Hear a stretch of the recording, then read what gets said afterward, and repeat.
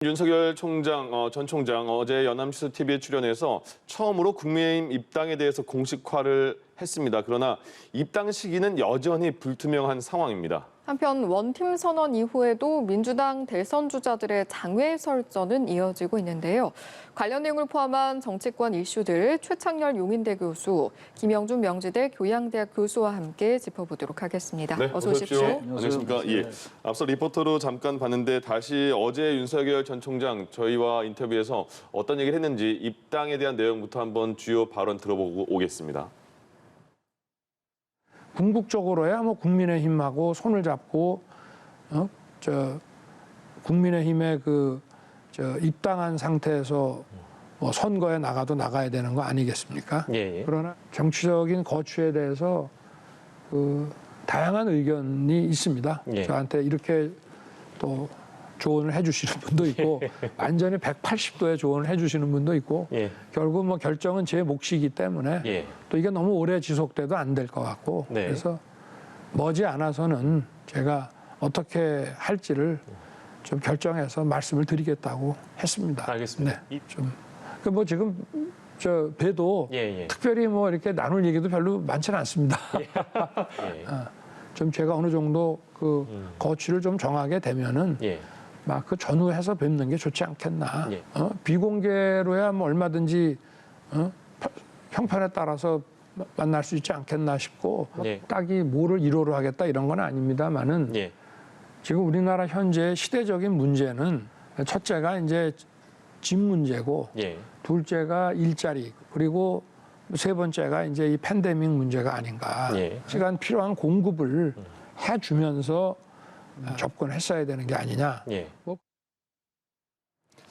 예, 다양한 얘기가 나왔었는데요. 오늘 아침 언론사 헤드라인에 가장 많이 언급된 부분이 이 부분이었습니다. 윤석열 전 총장이 궁극적으로 국민의힘하고 손을 잡고 국민의힘에 입당한 상태에서 선거에 나가도 나가야 되는 거 아니겠습니까? 이렇게 말한 부분이 굉장히 많이 기사화가 됐거든요. 근데 언제인지는 아직까지 모르겠어요. 왜 언제인지는 말 안 해주는 거예요? 이 얘기는 뭐 새삼스러운 얘기가 아니잖아요. 어제 네. 연합뉴스에 나와서 한 얘기인데 네. 뭐 오늘 어떤 보도 보니까 또 8월 2일 날 입당한 그런 데도 얘기도 있더라고요. 있고 예. 또 아니라는 사람도 있고 그런데 윤석열 전 총장이 연합뉴스에서 얘기한 것처럼 네네. 워낙 뭐 여러 주변의 얘기가 다르겠죠. 네. 그리고 이제 이 관전자들 입장에서도 입당하는 게 맞다 틀리다 그리고 입당할 거다 안 할 거다 예. 잘 모르겠어요. 저희들도 잘 모르겠는데 하나 말씀드리고 싶은 거는 네. 국민의힘으로 입당하는 게 분명히 맞을 거예요. 예. 제3세력 쪽으로 새로운 정당을 만들어가지고 정치 세력화해서 나간다는 건 거의 물리적으로도 어렵지 않겠어요, 이제? 네. 본인도 아는 것 같고. 단지 이제 국민의힘의 입당을 자꾸 서두르는 것 같다가 또 미루고 이런 이유가 지지율과도 관계가 있는 것 같아요. 예. 최근에 지지율이 좀 하락하고 정체하는 것 같다가 다시 좀 이렇게 동력을 받는 분위기잖아요. 그러다 보니까 또 입당을 좀 늦춰야 되겠다는 생각을 하는 것 같고요.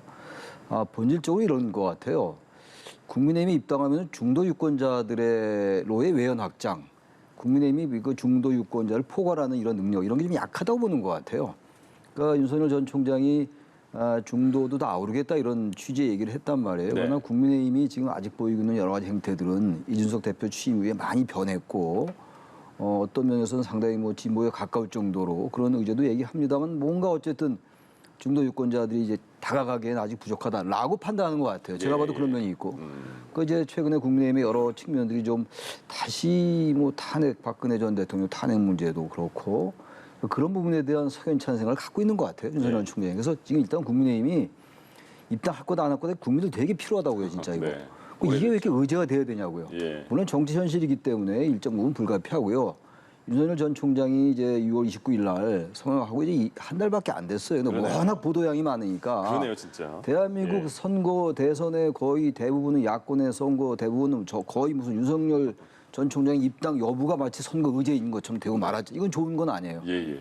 모든 거 좋은 것도 한두 번이고 듣기 좋은 주장도 한두 번이거든요. 네. 과유불급이기 때문에 빨리 결정도 해야 될 것 같고 국민의힘도 윤 전 총장이 왜 자꾸 미루는 걸 자꾸 생각할 필요가 있다. 네. 너무 이렇게 입당을 압박하는 것도 안 좋고 국민의힘이 더 중도에 가까이 다가갈 수 있는 어떤 혁신 변화 이런 걸 또 모색하는 것도 한편으로 투트랙으로 가는 게 맞지 않는가라고 네. 생각을 합니다. 네. 국민의힘의 버스는 8월 말에 출발한다고 하고 9월 15일 날 1차 컷오프가 있다고 하잖아요. 그러면 그 전에는 들어갈 거라고 보세요? 전략의 문제하고 네. 그리고 지금 국민에게 약속한 문제하고가 충돌을 하고 있는데요. 예. 저는 이제 큰 틀 속에서 보면은 야권이 대선에 대한 전략이 없다고 저는 봅니다. 아직까지. 예, 거의 없다고 봐요. 이게 가장 큰 문제라고 보는데 이 물줄기가 두 개가 있으면은 한 물줄기가 다른 물줄기가 같이 하다 나중에 결국은 합쳐지는 거죠. 네. 근데 꼭 이걸 처음부터 합쳐서 가야만 한다라는 게 그건 전술이지 전략이 아니에요. 예. 그런 면에서 봤을 때 지금 외부에서 제3지대에서든 어떤 윤석열 전 총장은 총장대로 활동을 하는 거고 예. 그리고 국민의힘은 국민의힘대로 좋은 후보들이 많잖아요. 그 안에 뭐 최재형 후보도 있고 뭐 유승민, 홍준표, 원희룡 많잖아요. 네.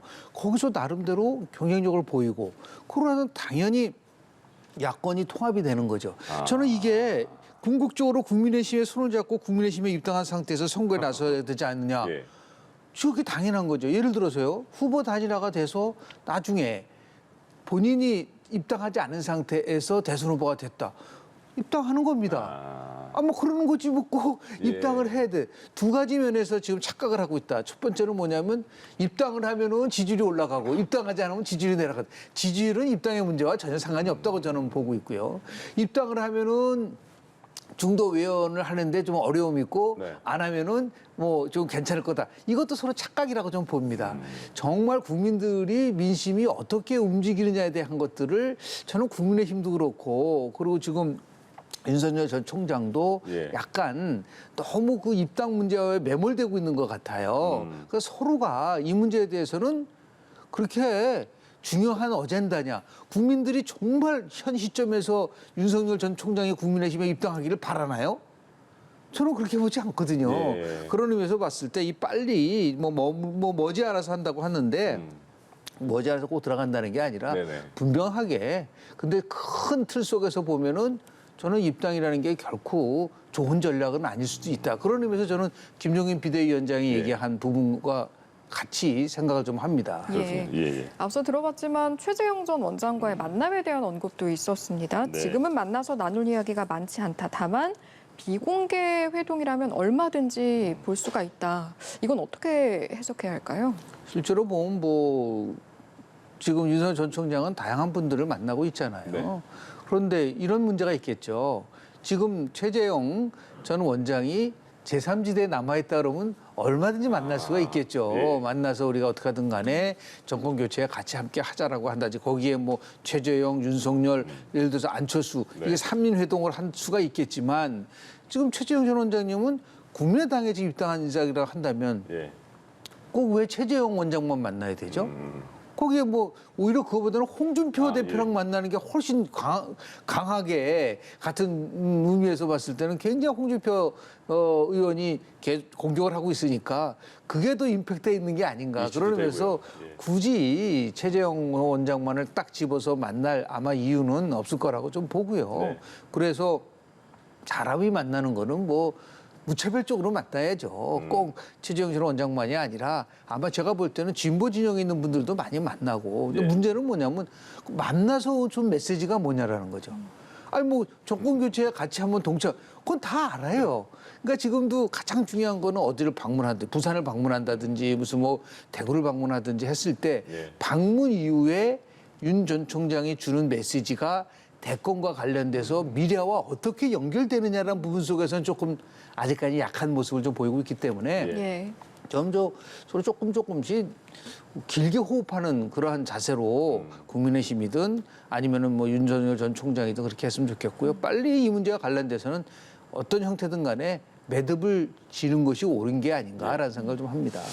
종로 골목에 벽화가 하나 그려져 있는데 그 벽화가 윤석열 전 총장의 아내 김건희 씨를 비방하는 그런 내용의 벽화입니다. 그래서 그 뭐 야권에서도 굉장히 비판을 하고 여권에서도 물론 비판을 많이 하거든요. 어떻게 보셨어요? 아니 이거 도대체 어이가 없는 거예요. 네네. 이거 보편과 상식이라는 게 있잖아요. 예. 이게 무슨 정치 비방도 아니고 네. 네거티브는 더욱도 아니고 보편 상식을 넘는 완전히 야만의 시대에나 있을 법한 얘기예요. 예. 이거는 은유와 비유의 차원으로 볼 수도 없는 것이고 글쎄 참 뭐 말씀 올리기도 그렇습니다만 입에 올리기도 그런데 있지도 않은 그리고 본인이 부정하는 네. 그걸 억지로 지금 걸어놓고 그게 무슨 정치적으로 누굴 지지한다고 얘기하는 전 이런 정치를 본 적이 없어요. 이건 정치의 영역이 아닌 거죠. 예, 야만의 영역이에요. 야만의 영역이고 이건 법률적인 문제를 떠나서 또 거기도 지지하는 유권자들, 그 지지하는 네. 분들도 빨리 상식으로 돌아가야 돼요. 그리고 굳이 따진다면은 이렇게 한다고 해가지고 지지하는 사람들의 생각도 되겠냐고요. 그렇죠. 오히려 더 역풍이 불지 않겠어요? 네. 이건 여야 할 거 없이 지금 다 이건 있을 수 없다고 얘기하는 거 아닙니까? 이걸 뭐 비판하거나 반대하거나 이럴 가치도 못 느낀다고요. 워낙 어떤 언어를 동원해가지고 어떠한 그 기호를 동원해서 이걸 비판하고 반대해야 될지 모를 정도란 말이에요. 예. 이거는 이 당사자들이 빨리 걷어들여야 될 거고, 글쎄 법률적으로 뭐 여러 문제가 있을 수가 있을 겁니다. 법률적인 문제를 떠나서 이걸 또 가서 보고하겠다고 하는 분들도 각성할 필요가 있다고 생각해요. 네. 예. 이런 부분들이 한국 정치를 자꾸 후퇴시키고 이건 뭐 과거 회귀적이다, 퇴행적이다라는 단어도 맞지 않을 정도로 아, 야만의 영역이에요. 이거 있을 수 예. 없어요, 이런 것들은. 이게 어떻게 지금 21세기 이 개명천재 있을 수가 있습니까? 전 이 언론도 이쯤 보도하고 그들에게 맡기라고. 이게 계속 보도가 되니까 그렇죠. 그렇게 해서 이거 재미를 붙이는 것 같아요. 예. 이게 뭐 이슈가 되는구나 그러고. 아. 지금 보세요. 우리가 지금 뭐 윤석열 전 총장 입당 여부 가지고 지금 한창 얘기했잖아요. 지금 이 시간 들어와서. 네. 국민들이 볼 때 입당을 하든 말든 관계도 별로 없어요. 물론 정치 공학적으로 뭐 불가피하게 중요한 문제이겠습니다만 네. 여당, 야당, 네거티브다 결국 이런 문제까지 급기야 동원됐잖아요. 저는 뭐 이 제 3자의 입장에서 볼 때 개탄을 금할 수가 없다. 정말 이런 부분들은 빨리 철거해라 이거. 그리고 사과해야 되는데 예. 사과할 리가 있겠어요? 이거 하는 사람들이. 그런 얘기밖에 할 수 없습니다. 알겠습니다. 예, 이제 민주당 이야기로 넘어가 보겠습니다. 여당의 대권 주자들의 행보도 갈수록 빨라지고 있는데 이재명 후보는 오늘부터 나흘간 대구를 시작으로 전국 순회에 나선다고 하고요.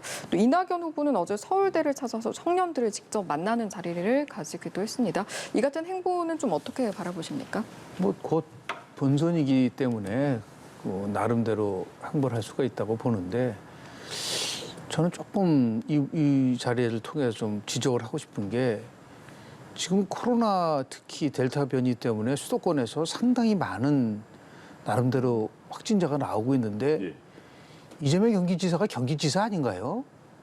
경기지사가 아무리 본선 경선이 있다 하더라도 이렇게 지금 위중한 상태에서 지방을 갈 수 있나요?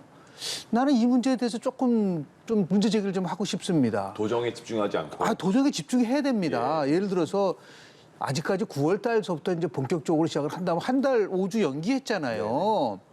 그러면 최소한도 이렇게 위중한 시기라고 한다면은 이재명 지사는 도정에 전념하는 모습을 좀 보여줬으면 좋지 않겠는가. 예. 뭐 어디든지 갈 수 있겠죠. 그러나 정치라는 거는 국민들에게 불안감을 잠재우고 그 나름대로 뭔가 기대감을 줘야 되는데 물론 본인은 다 안전장치를 하고 간다고 하더라도 예.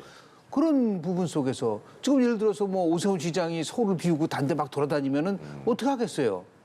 그런 적이 있는 것처럼 조금 저는 여당이 전국 순회를 조금 자제했으면 좋겠습니다. 예. 좀 나름대로 가장 굉장히 중요한 시점이라고 대통령을 포함해서 질병관리본부청에서 얘기를 하고 있지 않습니까? 예. 이 고기를 우리가 못 넘기게 되면은 5차 대유행까지 갈 수도 있고 2천 명 이상이 나올 수 있는 굉장히 중요한 시점인데 저는 뭐 아무리 대통령 선거라고 하더라도 여당 후보들이 저런 식으로 지역 순회를 막 다닌다는 것에 대해서는 네.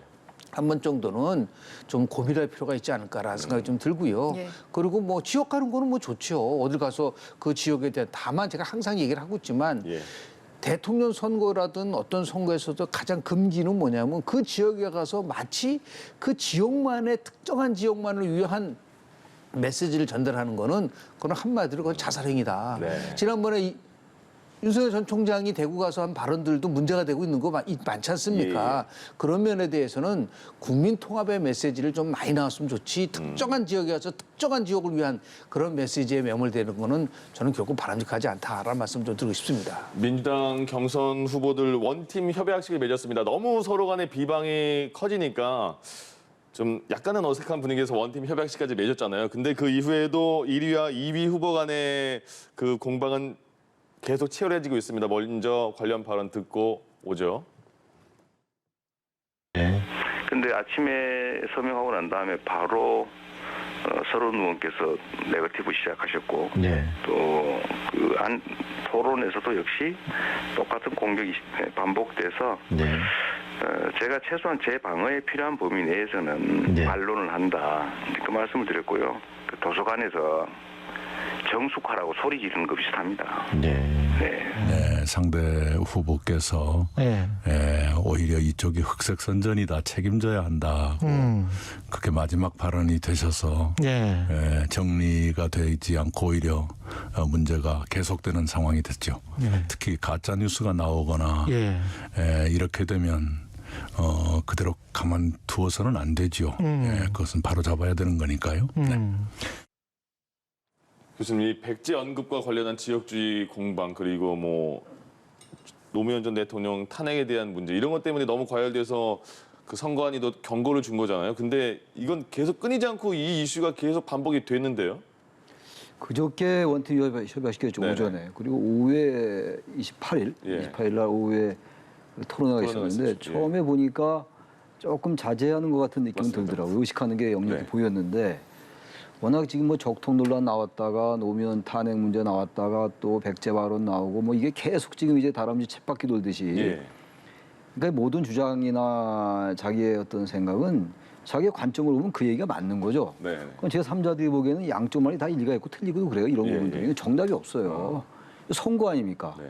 이거 그야말로 한쪽만 이기는 거잖아요. 그러다 보니까 이제 이런 상황이 되는 건데 그래서 네거티브나 검증의 뭐 경계도 애매하기도 합니다만 네.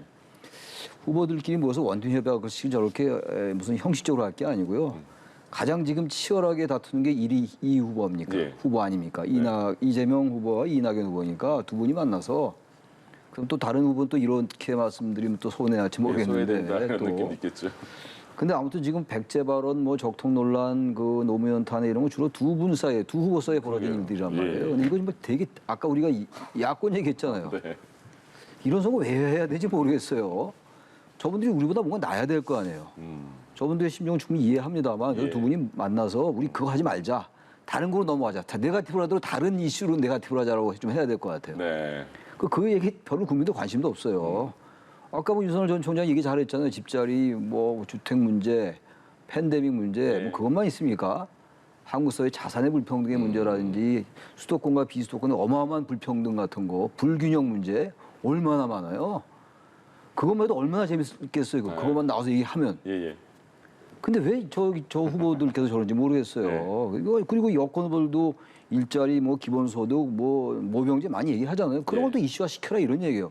그러면 이제 유권자들이 처음에 좀 어려운 것 같아서 안 보다가도 언론도 이제 보도하기 시작할 거고 네. 그럼 본인들한테 유리할 텐데 저는 그래서 이 문제가 어느 한쪽이 자제하지 않으면 후보도 이걸 모를 리가 없을 겁니다. 아마. 네네.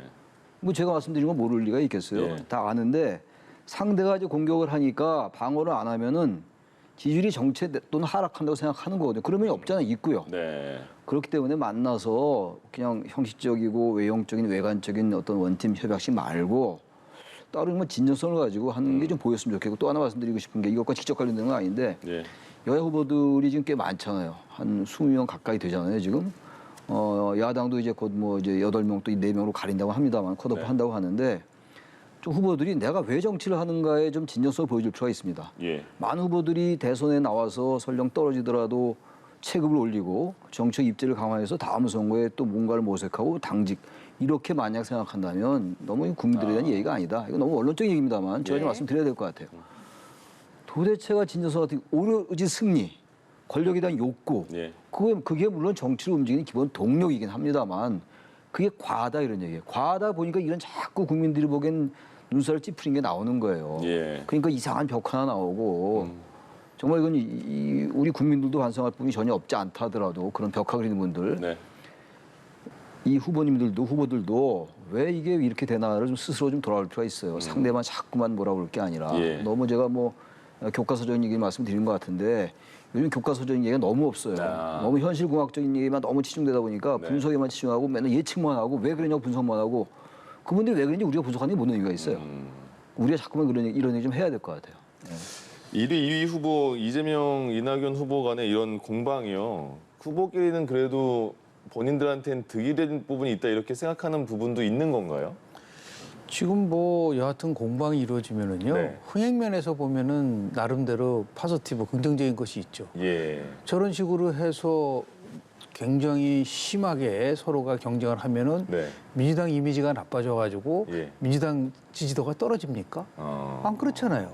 민주당 지지도가 좀 올라가고 있거든요. 그럼 그걸 뭐로 설명할 수 있을 거냐라는 겁니다. 네. 그래서 이거를 뭐 지나치게 뭐 경고를 한다 뭐 얘기를 하고 있는데 그 어떤 면에서 보면은 자연스러운 걸 수도 있어요. 그럼 놔둬도 되는 분위기예요? 다만 제가 지적을 하고 싶은 거는 뭐냐면 2008년도 미국의 힐러리하고 오바마하고 네네. 세게 붙었습니다. 예.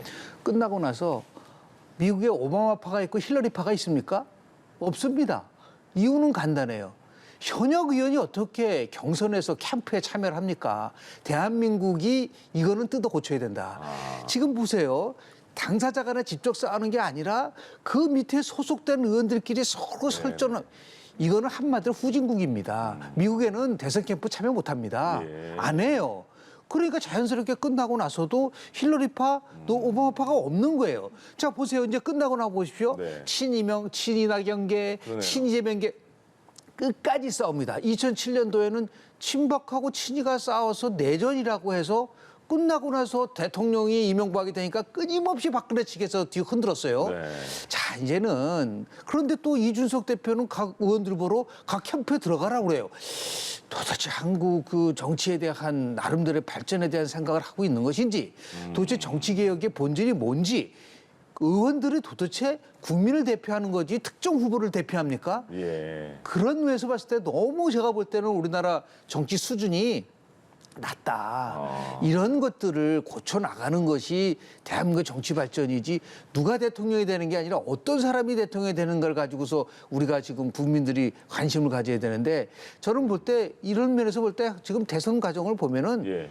저는 미래가 보인다. 저는 별로 희망이 없어요. 누가 대통령이 된다 하더라도 이런 식으로 엉망진창인 과정을 민주주의는 결과가 중요한 게 아니라 과정이 중요한데 그런 면에서 벌써 참 안타깝고 정치학을 전공한 연구자 입장에서 봤을 때 예. 야, 이거 참 우리가 G10이라고 하는데도 정치는 이거는 거의 삼류 국가다라는 말씀을 좀 드리고 싶습니다. 어느 순간에 그러면 우리나라도 현역 의원들이 캠프에 안 들어갈 수 있는 날이 올까요? 그렇게 돼야죠. 예. 그걸 선언을 해야죠. 저는 저 혼자서 이 문제 가지고 풀어나겠습니다.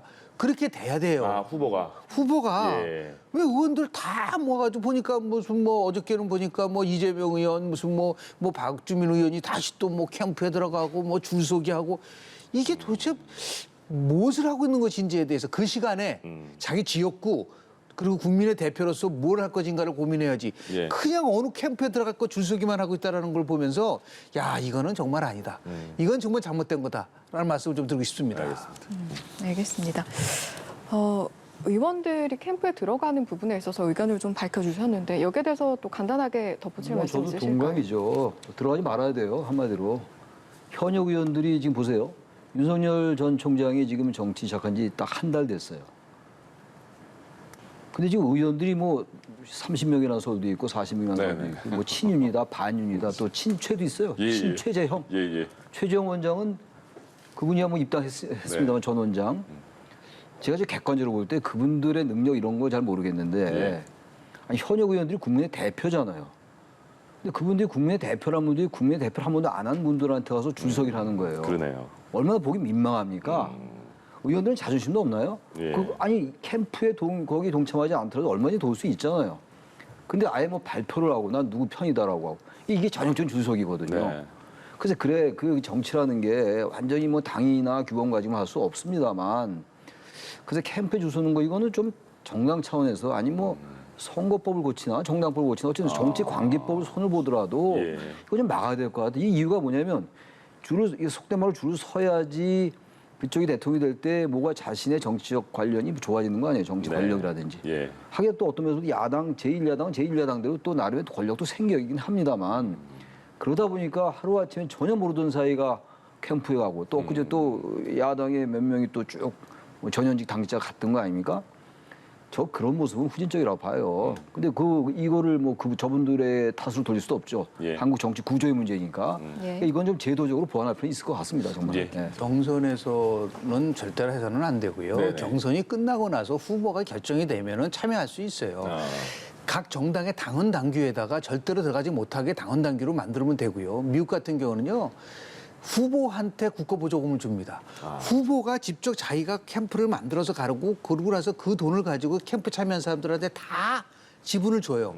그러니까 끝나고 나면은 권력을 자리를 줄 필요가 없단 말이에요. 그러니까 이런 문제도 우리가 한번 심각하게 생각해야 되는데 우리는 그게 아니라 줄 서고 끝나고 나면은 전부 다 나중에 자리 하나씩을 보장하는 거예요. 이게 아주 악순환 구조가 돼 있기 때문에 이런 것들을 고치라는 것을 저는 제3지대 후보들이 좀 정치에 그동안 참여하지 않았던 분들이 내가 정치를 하면 정말 이거 뜯어 고치겠다라고 하는 것을 들고 나와야지 좀 신선하지 뭐 똑같이 뭐 기존에 있는 정치인과 비슷한 행동을 한다고 한다면 무슨 감동을 받을 수 있겠습니까? 그런 면에서 봤을 때 경선에서는 다 자제를 해야 된다라는 말씀을 좀 꼭 드리고 싶습니다. 알겠습니다. 마지막으로요. 민주당이 어제 문체위 전체회의를 열고 언론중재법 개정 법안을 처리하려다가 야권의 반대 결국 다음 주로 이제 처리를 미루게 됐는데요. 이 내용에 대해서 좀 어떤 의견을 가지고 계신지 전혀 궁금합니다. 그 부분은 여야 합의로 가야 돼요. 이 부분도 자꾸 다수결로 하려 하는 거 물론 이제 의회라는 게 다수결을 마지막에 안 되는 다수결로 가야 되겠죠. 그런데 이거 언론중재법이라는 이런 것들은 굉장히 중요한 거거든요. 네. 민주주의를 구성한 여러 요소 중에서 언론에 관련된 건 대단히 중요한 겁니다. 물론 이제 가짜 뉴스라든지 과도한 것들이 너무 많긴 해요. 그 언론이라고 우리가 얘기할 수 없다 한 그 유튜브 영역도 마찬가지예요. 예. 너무 과하잖아요. 양쪽이다. 이쪽 극우적이기도 하고 이쪽 너무 또 과도하게 또 어느 한쪽에 치우쳐 있고 그런데 이걸 법으로 규제하는 건 대단히 조심스러워야 되는 것이고 이것도 상당히 정치적으로 양쪽이 정치적 이익이 갈리는 거란 말이에요. 현재 이게 네. 모두 대선과 연결돼 있잖아요. 근데 최근에 입법 독주라는 비판을 많이 들었어요. 여당이 거기에 대한 반성도 했습니다. 근데 여당이 그런 문제의식에 설령 동의한다 하더라도 그 과정에 있어서 네.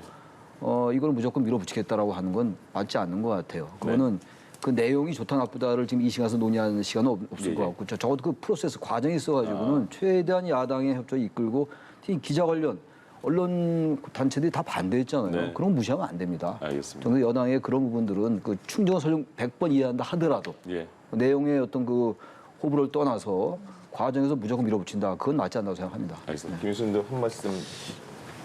프랑클린 루즈벨트가 1941년도 연설하면서 4개의 자유라는 발언을 썼어요. 첫 번째가 가장 중요한 게 표현의 자유, 네. 신앙의 자유, 공포로부터 자유. 그런 부분들을 썼거든요. 빈곤으로부터 자유까지. 표현의 자유가 가장 중요한 자유입니다. 그거를 억제하는 듯한 것을 딴 것도 아니고 촛불 민주주의를 얘기했었던 민주당에서 얘기를 하고 있다는 거예요. 두 번째는 뭐냐면 징벌적 손해배상제도 언론과 관련돼서 전 세계적으로 있습니까? 없잖아요. 그러니까 규범이라는 것은 그래도 나름대로 보편성을 가져야 되는데 특정한 국가에서만 특정한 국가에 있다. 그건 독재로 갈 수가 있는 겁니다. 그러니까 입법 독재로 갈 수 있는 거는 스스로 자제를 해야 되는데 이 부분에 대해서 여당 후보들이 저는 분명한 입장 표명을 해야 된다고 봅니다. 예. 이런 면에 대해서 얘기하지 않고 서로 백제 발언이 어떻고 무슨 뭐 더 나가서 탄핵 발언이 어떻고 국민의 가장 중요한 헌법적 가치에 대한 부분들이 논쟁이 됐다고 한다면 그 부분에 대해서 어떤 입장인지를 한번 좀 명쾌하게 저는 여당 6명 후보가 좀 밝혔으면 좋겠다라는 말씀 드리고 싶습니다. 예, 여기까지 듣겠습니다. 두 분 오늘 말씀 고맙습니다. 고맙습니다. 네, 고맙습니다.